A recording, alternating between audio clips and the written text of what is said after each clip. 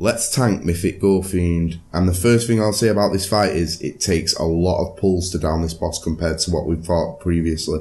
It's going to be one of those where you're just going to smash your head against it over and over and over again, because this is one of those fights where if one person fucks up, it's most likely going to be a wipe, and you'll find that the fuck-ups won't naturally be the new mechanics, it's going to be the old ones that didn't really matter in Heroic or Normal, like your Doomwells or your Links. Now, don't worry about this, because people probably didn't realise how important these mechanics were going to be on Heroic, so they're going to have to relearn it and relearn how to deal with it using Druid Roars and the Shaman Totem Windwalk. So let's get to it with a nice guide to help you get through it, guys. So let's quickly talk about positioning. So your X marker is where your range want to be. All your range needs to be 5 yards spread.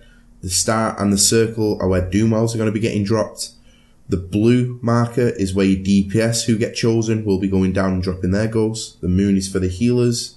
The purple diamond is where your raid's going to be stacked during the feast phase. And the triangles where your tanks need to be dropping their ghosts when they go down. Any extra sacks you want to send down also want to go on top of triangle. So let's talk about the heroic mechanics quickly. So with Touch of Doom, all you want to do, run it out to the side. If you can stack them, use a cooldown. They don't tick for too much damage as you thought they might be. And for Shared Fate, stop your cast, get together so we can free everyone and carry on with the other mechanics in the fight. So let's talk about the main change to the Mythic. So when you go down into the belly, you're going to leave a ghost up top. And you still have the 40-second timer, but you can't actually get yourself out. You need to rely on other players to break you out. And this is where the main difficulty of this fight is. It's finding the right damage to have it so that these ghosts are in execute range to get back up top. The best way to do this is to have one of a few classes DPSing them down. You've got natural cleave like Bukim, Starfalls that'll gradually tick them down.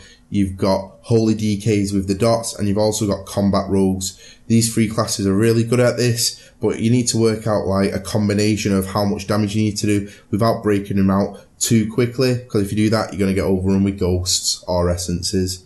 So what we did, we assigned 2 players to do this. We had a Holy DK at one marker and the combat rogue at the other, whittling them down. And at roughly the 8-second to 5-second mark, we called for us for a switch. So anyone who could just prop these people out and make sure that no one gets digested.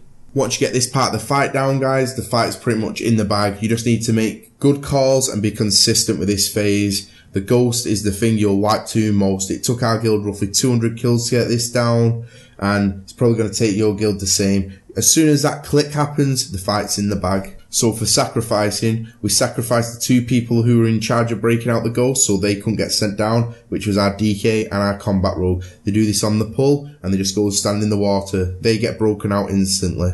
The next sacks go down. The first one goes down with the first tank. There's one in between that, so when that first person gets broken out, you're going to send someone straight back in. And then the third and last one should be going in with the second tank.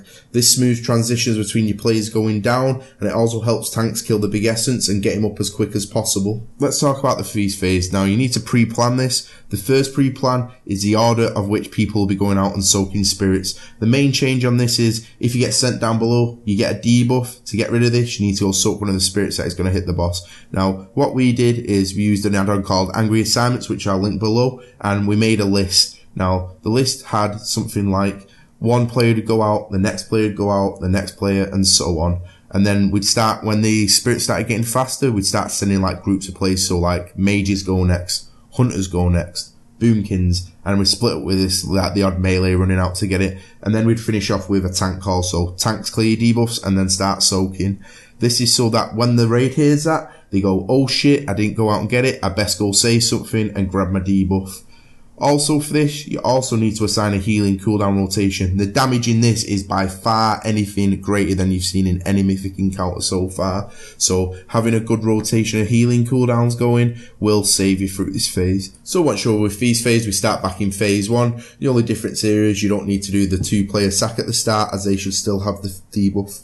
All I've got to say is, don't panic. Keep it clean, keep everything the same, make sure your sacks are going down at the right time, as if they're not, you're going to get behind on ads and this will cause havoc and blah. You're going to wipe, it's a pain in the ass, you don't want to do that. Keep it smooth, keep it simple, don't panic, enjoy the rest of the kill video.